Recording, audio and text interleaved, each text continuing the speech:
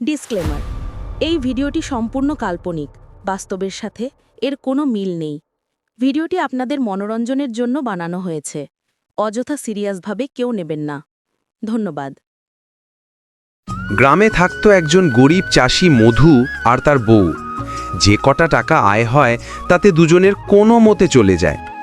মধু গায়ের মহাজনের জমিতে ভাগ চাষির কাজ করে। মধু যেমন বোকা, মহাজন তেমনি চালাক ও ধূর্ত। এজন্য সবসময় মধুর বউ মধুকে নিয়ে চিন্তিত থাকত।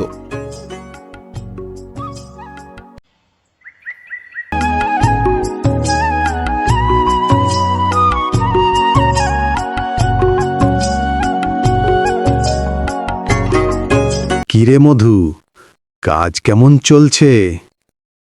পেন নাম হয় বাবু। বুঝলি মধু, অনেক ভেবে দেখলাম এবার তোকে আর ফসলের ভাগ দিতে হবে না। কটা টাকাই বা তোর হতে থাকে। বলেন কি বাবু, আপনি এ কথা বলছেন? হ্যাঁ, এই যে নিজের কানকেও বিশ্বাস হচ্ছে না। তাহলে আর বলছে কি? এই নে, তোর জন্য 1 বস্তা বীজ এনেছি। কিন্তু বাবু, আরে না না, পয়সা লাগবে না। আমি এই বীজ তোকে এমনিতেই দিলাম। আপনি মহান বাবু। নে, এই কাগজে এবার সই করে দে তো। কিসের কাগজ বাবু? আরে চাষ করে যে ফসল ফলাবি, আর নিচেরটা আমি পাবো, আর ওপরে সবটাই তোর। কিন্তু বাবু, এ কিসের বীজ?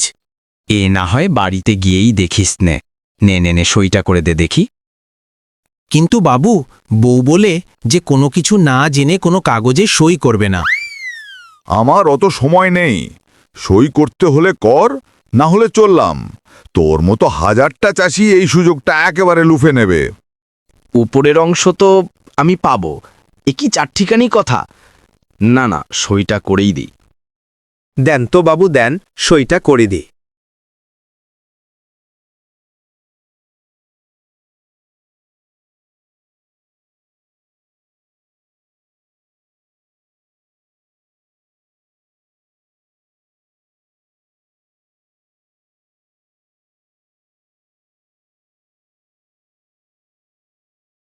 বউ, এই বউ, এই দেখো দেখো। উফ, বলো কি হয়েছে? অত চিৎকার করার কি আছে? আজ মহাজন নিজে এসে আমায় 1 বস্তা ফসলের বীজ দিলেন। আমরা ওনাকে যতটা বাজে ভাবি না, উনি ততটা কিন্তু খারাপ নন। দেখি দেখি, কি বীজ দিয়েছে?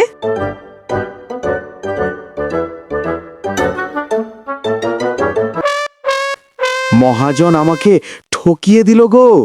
হায় হায়, এটা আলোর বীজ। তাতে হয়েছেটা কি শুনি?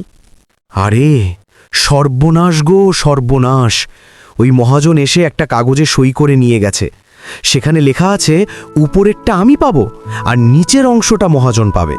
হায় হায়, আমি জানতাম এমনই একটা ভুল তুমি করে আসবে।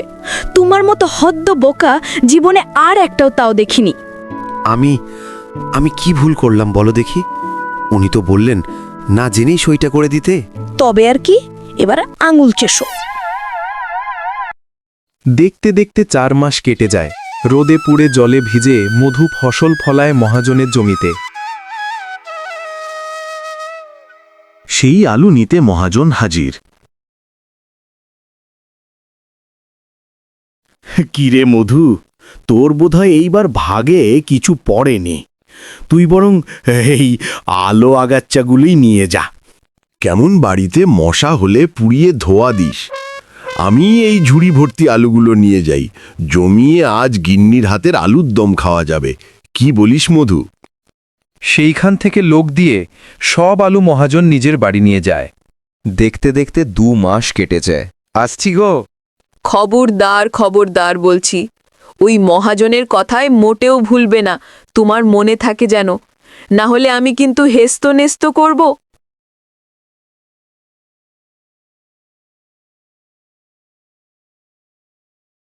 এই যে বাবা মধু, বড় বিপদে পড়ে তোমার কাছে এলাম। এই বীজটা তোমায় চাষ করতে হবে। কিসের বীজ? সেই তো আমি জানি না। আমি স্বপ্নাদেশ পেলাম এই বীজের চাষাবাদ করলেই তুই ধনী।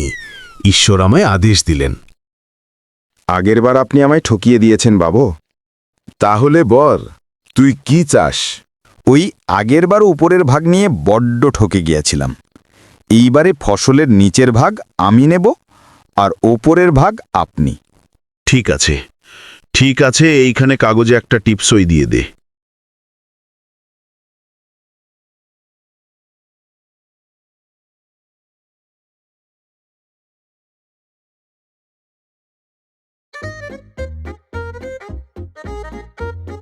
মধু বাড়ি ফিরে আসে বীজের বস্তা নিয়ে, আর বাড়ি আসতেই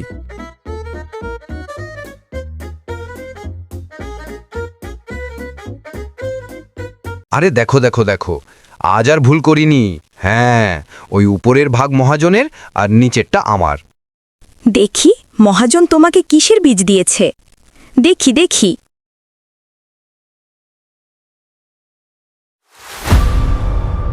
হায় হায় হায় রে, এবার কি করি? এই যে আখ, আর এই আখ যে উপরে হয়, তার মানে মহাজন আবার আমাকে বোকা বানালো। তোমার মতো এমন বকাকে পেয়ে মহাজন মাথায় টুপি পরাচ্ছে, সেটা কি তুমি বুঝতে পারছো না? তোমার মাথাটা কি গোবরে ভর্তি? মধু খুব চিন্তায় পড়ে যায়, কিন্তু মধুর বউ একটা বুদ্ধি বের করে। আমার মাথায় একটা বুদ্ধি এসেছে, আমার কাছে এসো।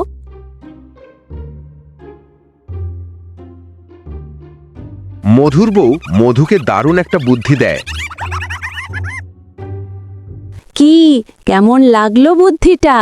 এইবার মহাজন ফসলের বীজ দিতে এলে তুমি আগে ভাগেই জানিয়ে দেবে তোমার ওই ফুল চাই, কেমন? ফুল দিয়ে কি হবে বউ? ফুল দিয়ে কি হবে? ফসল আর ফল ছাড়া ফুল দিয়ে কি করব বলো? তুমি বলেই দেখো না।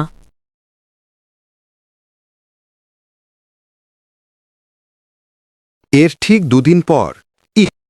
বাড়িতে আছো মধু? ও মধু, বাড়িতে আছো?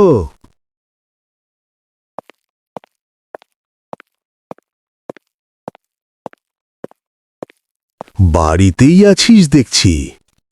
আসলে এত সস্তায় একটা ফলের বীজ পেয়ে গেলাম, তাই জমিতে চাষ করাতে নিয়ে এলাম।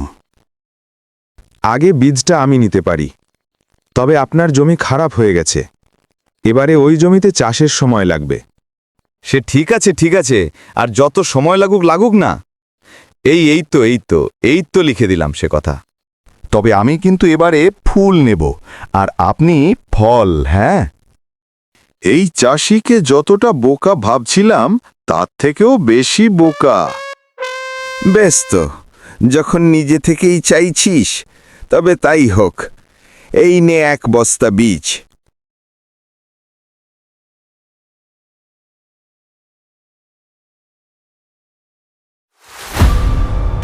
এ কি হলো গো? এই যে তরমুজের বীজ, তরমুজের যে ফুল হয় না, মহাজন আবার ঠকিয়ে দিল গো, ঠকিয়ে দিল। তাতে কি হয়েছে? বলি, মহাজন যে বীজ দিয়েছে সেই বীজেই চাষ করতে হবে, এর কি কোনো মানে আছে? তার মানে আমি দেব চাষের বীজ, তুমি সেটা দিয়েই চাষ করো, তারপর দেখব। বউ কি বলছে কি জানি। দেখতে দেখতে মধুর ক্ষেতে বিভিন্ন ধরনের গোলাপ গাছ ভরে গেল।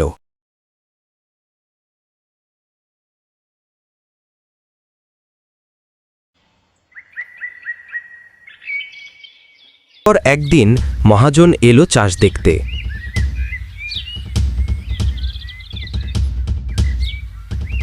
কি এ কি, আমার তরমুজ কই? এই যে সব গোলাপ গাছ। মধু, এই, আমি তোকে কিসের বীজ দিয়েছিলাম শুনি? বাবু, আমার মনে নেই। আমার কাছে কাগজ আছে, এই দেখ। মধু, দেখ। বাবু, আপনি শুধুই রাগ করছেন। আপনি বীজ দিয়েছিলেন, কিন্তু কিসের বীজ সেটা তো লেখা ছিল না কাগজে। দেখাবো না কি গ্রামের লোকেদের? না মানে, বেশ বেশ বেশ বেশ, কিন্তু কাগজে তো লেখা আছে যে ফুল মধুর আর ফল আমার। তার কি করে অস্বীকার করি? সে তো আমার ধরমে সইবে না। কিন্তু গোলাপের তো ফুলই বিক্রি হয়। এই গাছ তো প্রায় বছর 20 বাঁচে, তারপরে না হয় অন্য চাষ করা যাবে। মহাজন উচিত শিক্ষা পেয়ে মন খারাপ করে বাড়ি যায়। এরপর থেকে মধু তার বউকে নিয়ে সুখে বাস করতে থাকে। মহাজনের লোক ঠকানো বন্ধ হয়, গোলাপ ফুল বেচে মধুদের অবস্থা ধীরে ধীরে ফিরে আসে। অবশেষে একটা জমি কিনে মধু চাষাবাদ শুরু করে।